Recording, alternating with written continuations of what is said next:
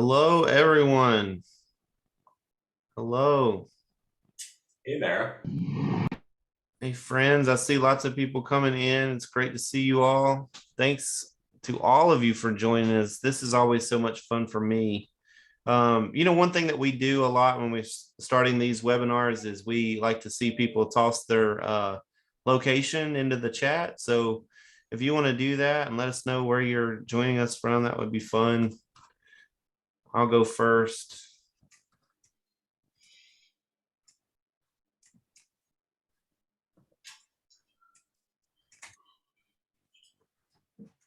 There we go. It's always fun to see people coming in from different places. We have not been able to do webinars exactly like this in a little while, so it's fun for me to be back in and see people.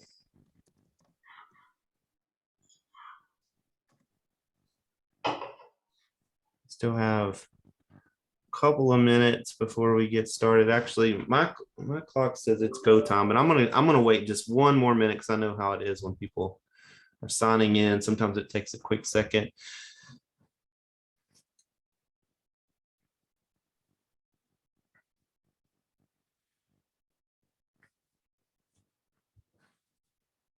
Thank you all for joining us. If you're just now coming in, do us a favor and drop in your location into the chat. We're going to be using the chat a little bit today, so I want to get people familiar with that.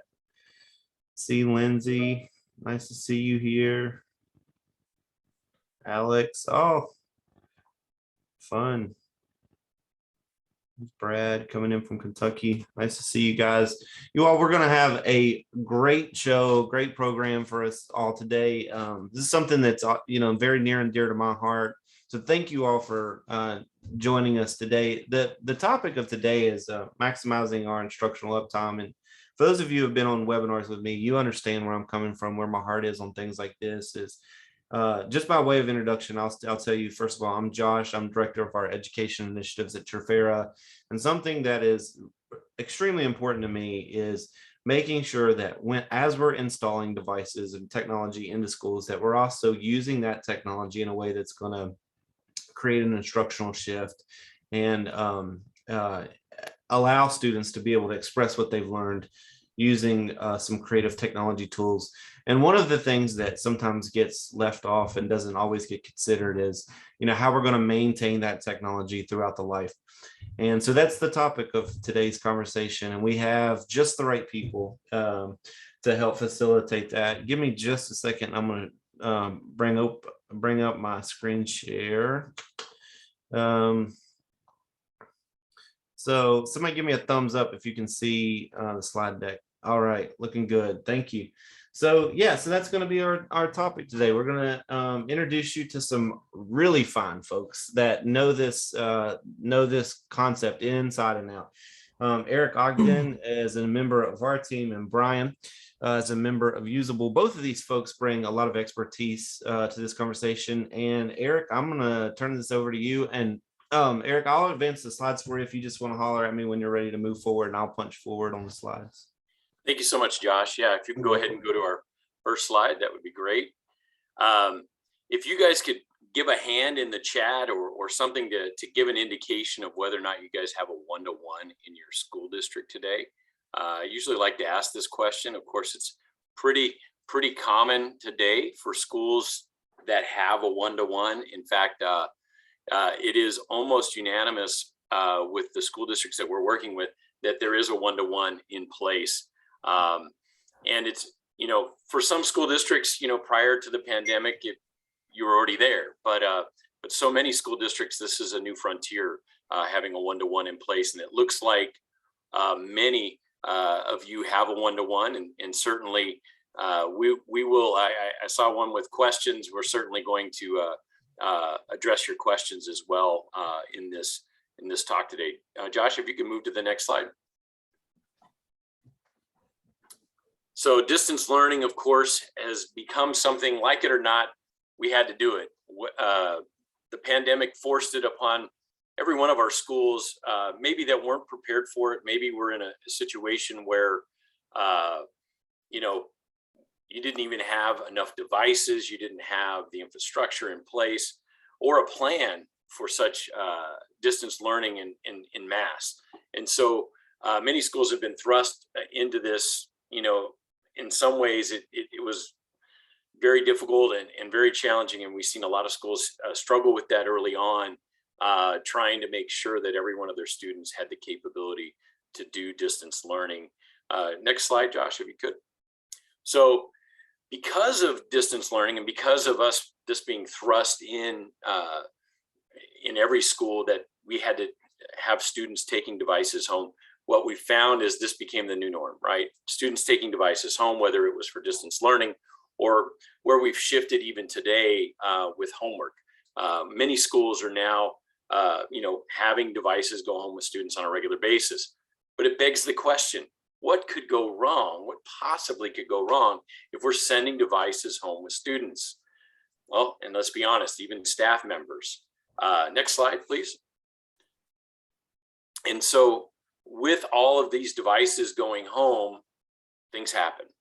And I'll give you an example here. What you see here is a laptop that had fingernail polish remover spilt on it.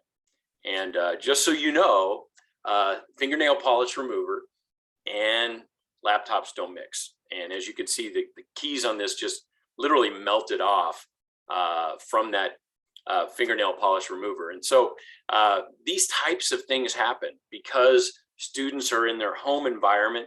They're doing things that they would normally do at home.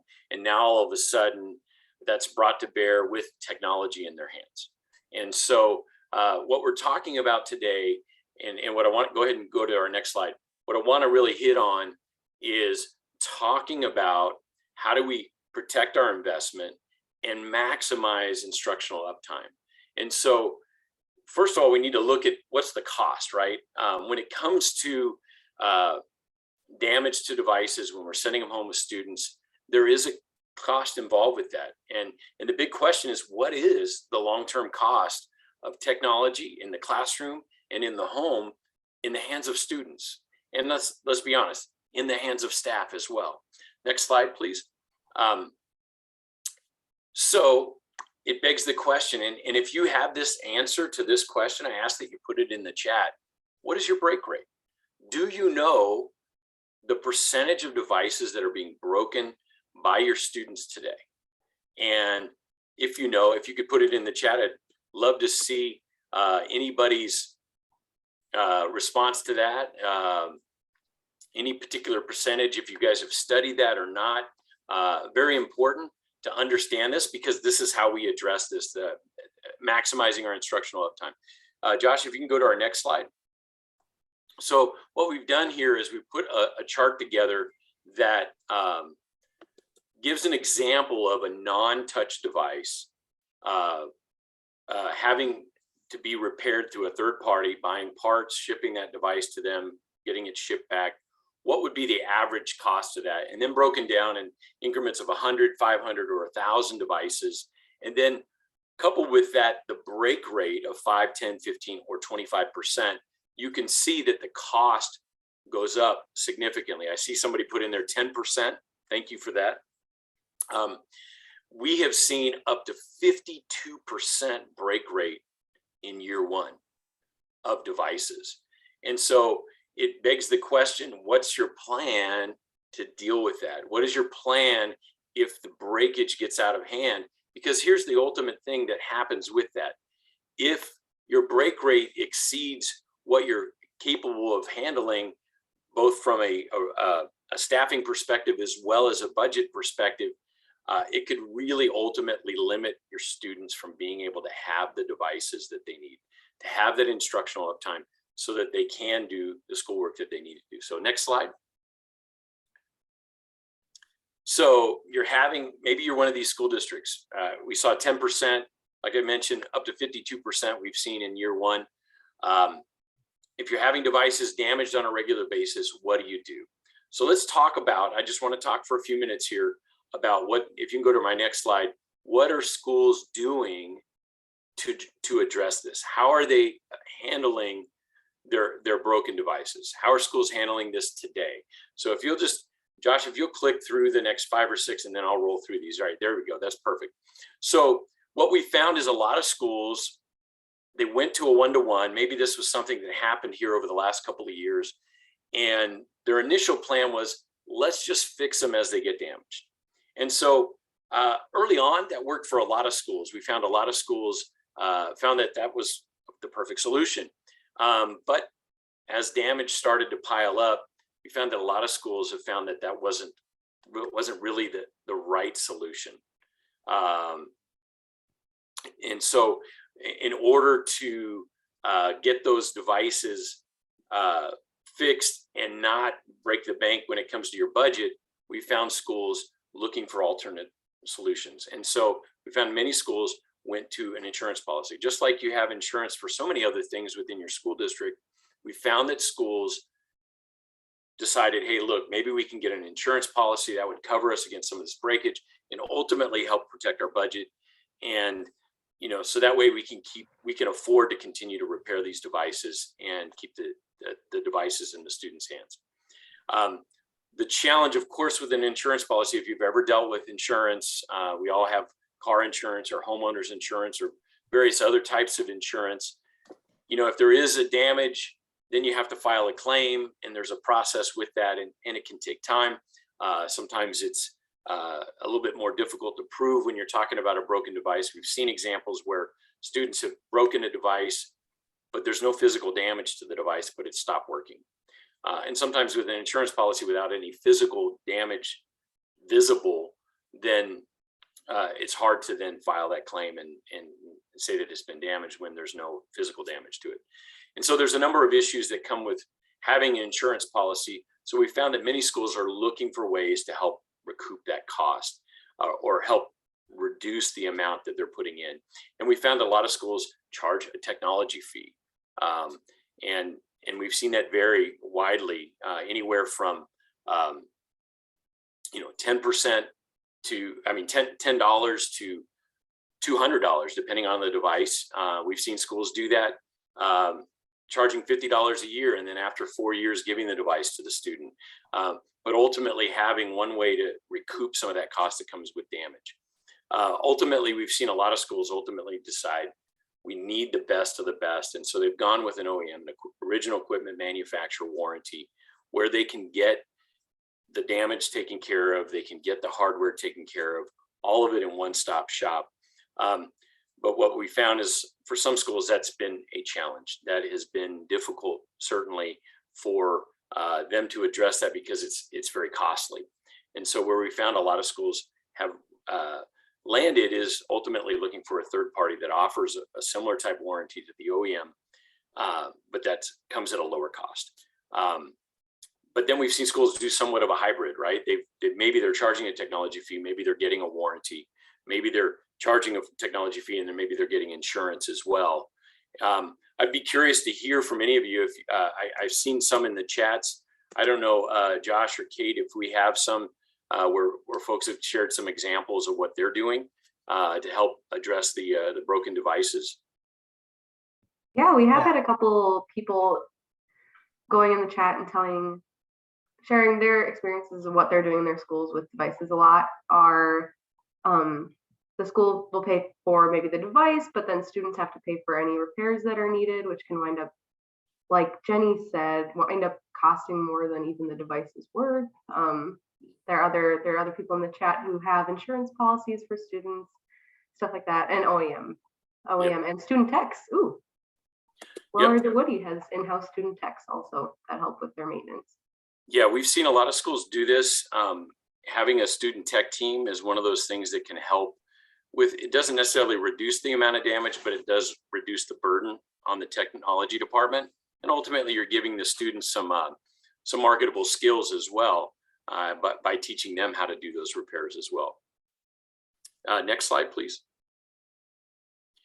So our senior VP of sales put it this way: Trafera warranties are designed for maximum instructional uptime.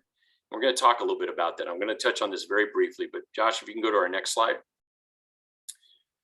Trafera offers the best of the best when it comes to warranties in the K-12 education market. I won't touch on our silver nor our gold, simply because less than 10% of our customers actually utilize those warranties. Over 90% of our customers go with our Platinum warranty. And I just want to touch on the high points of this.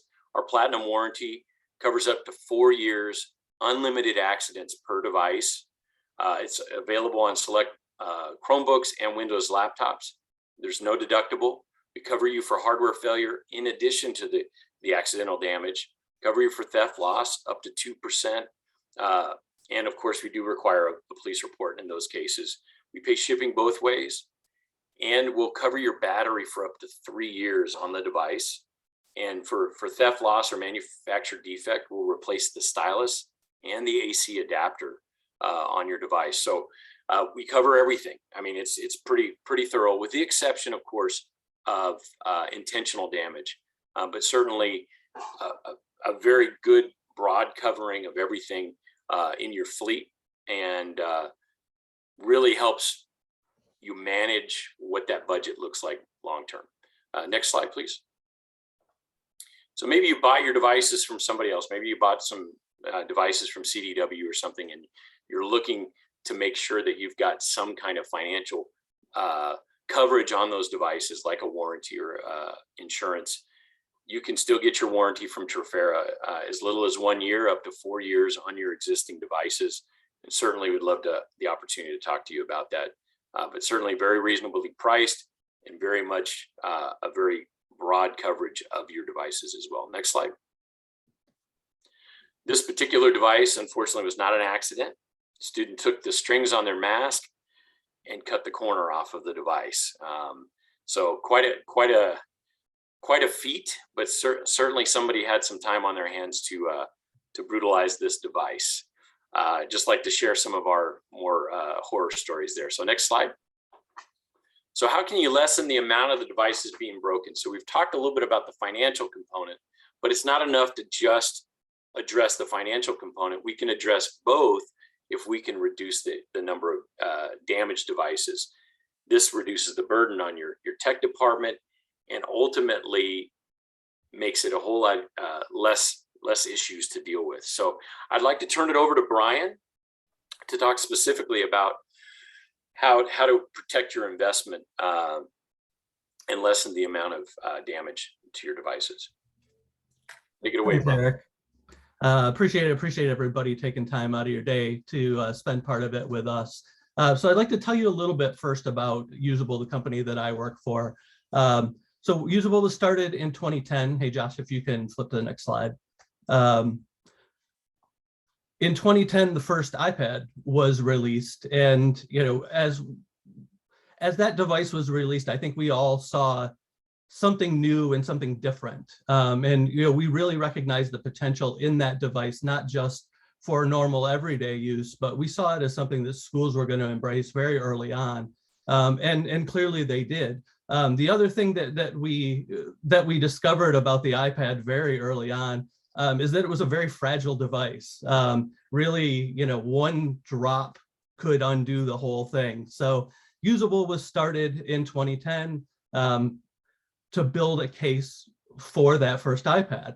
That case was our Airwave case. It was a very simple silicone sleeve, but it protects the device. It allows the device to continue to function even in case of a drop. From there, we really began to focus more and more on education as we saw schools adopting more and more technology. So we moved from a single iPad case to a complete iPad line, and then over the course of time, we've added EVA working cases and then a full line of Snap-on cases as well. Next slide, Josh. So on the iPad side, really functionality and protection are really the key talking points. We know that these devices are going to get dropped. As Eric said, it's not just the kids, it's the teachers, it's the administrators, it's anybody that has one of these devices. It's very easy for it to just slip out of a hand.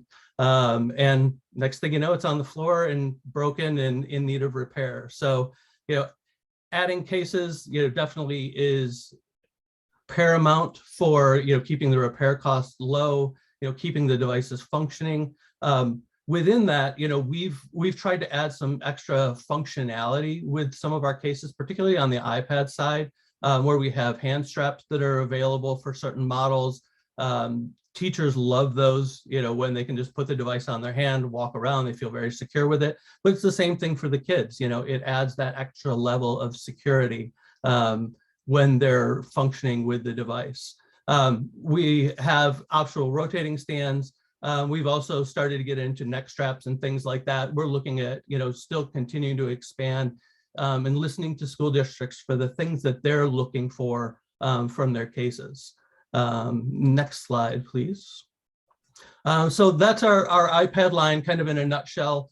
We've added a lot of different things over the years. We're very much engaged in K-12 technology. And so we work with a lot of school districts to understand what it is that their programs need. So you see, we've added a lot of, higher end type cases that have a lot more protection. We've added different stands, handles, things like that, to really help with the functionality of the devices. And it really helps in the protection of those devices as well. Next slide, please. A couple of years ago, we started moving into the Snap-on case arena. This for us was a very natural next step with everything that we had learned from working with so many school districts with iPads and learning the protection that provided for those devices. Really the Snap-on Chromebook case is very similar to the iPad case in the way that it's always on the device. It's always there to protect it when the student is using it.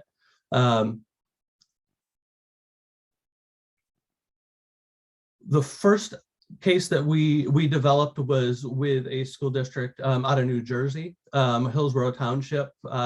And from that time forward, we're now up over 40 case designs that are used specifically for schools.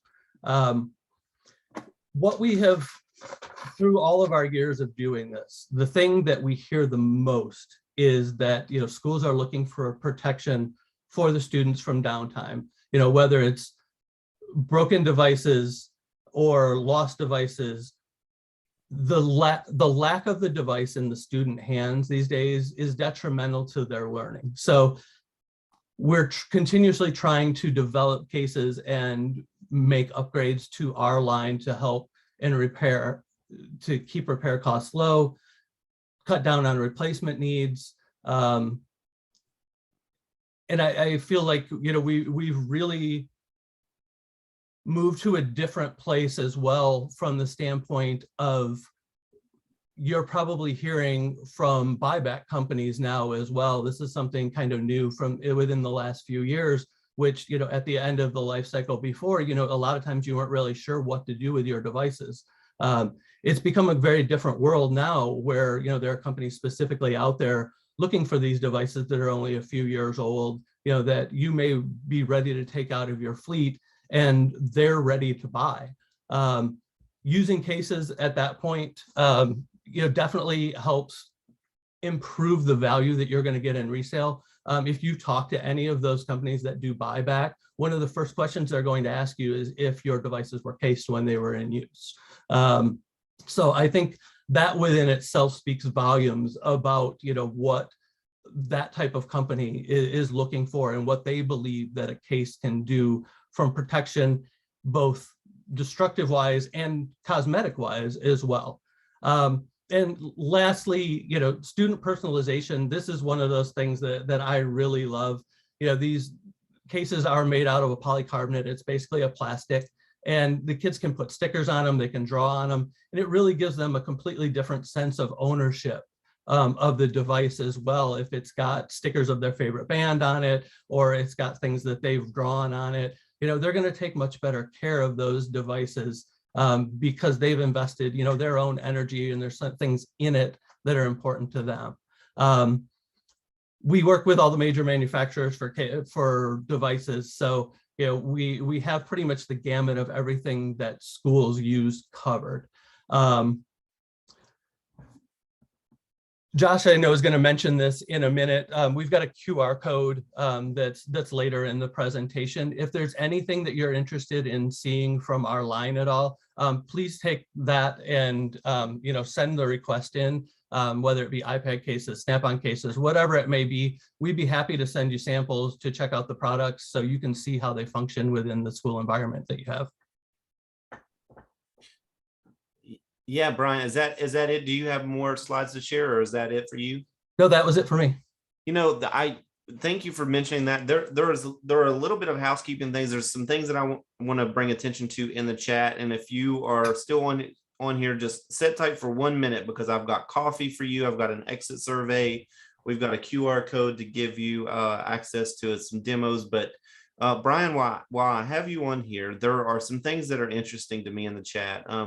Jenny has spoken up and said that one of the things that she's noticed is on her iPad case, she wants to be able to charge the pencil, that on the new Apple Pencil, you charge it through contact with the iPad, as opposed to the old style, you would charge like through plugging in. Is that something that Usable is thinking about, a way to, on one side, you want to be able to cover the case completely or cover the device, but you also need to leave a space to charge. Is that something that you guys are doing now? It is. That's something that we're working on. Induction charging has definitely created its set of challenges. I think we've all probably run into that, just with our cell phones at points.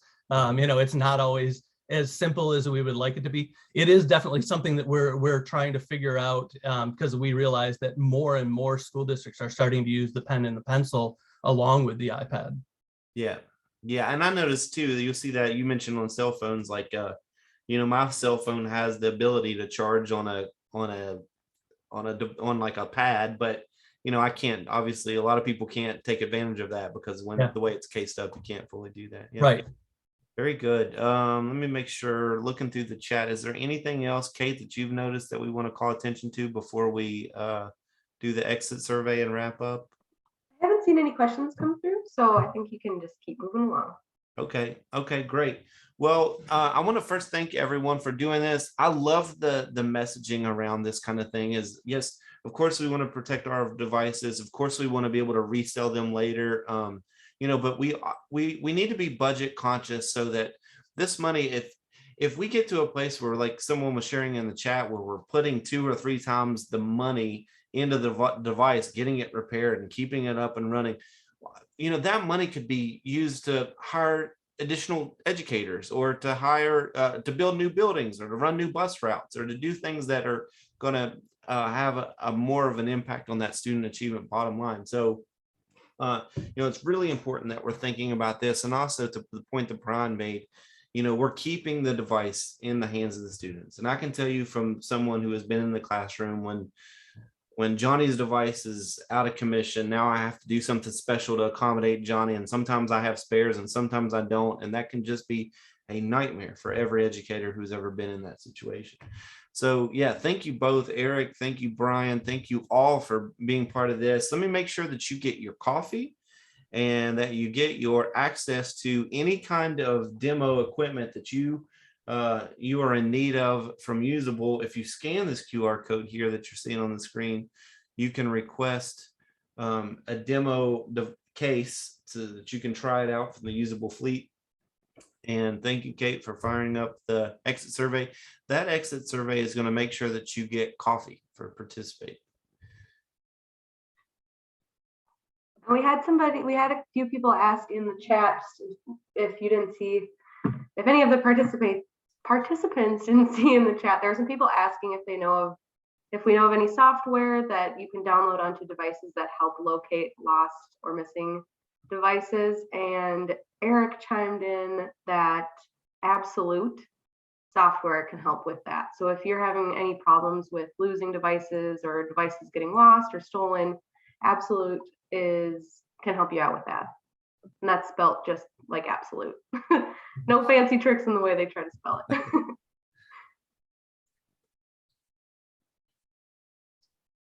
Oh, and it's also part of Securely. So if you use Securely for web filtering, classroom management, Find My Chromebook is a feature of that too. Thanks, Amy. That's really great advice.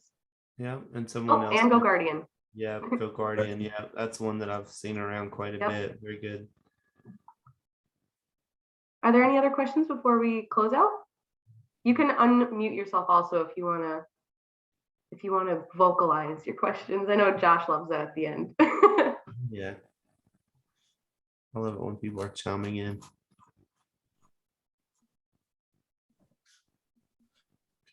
Awesome. Looks like the surveys are coming in. So yeah, so that's it for us, guys. Thank you so much. Make sure that you do complete that survey. We'll leave it up for just a few more seconds. Thank you all for joining us. We have more webinars coming. Watch your inbox for Kate from Trafera. She'll be firing off emails about the coming webinars that we have in the pipeline.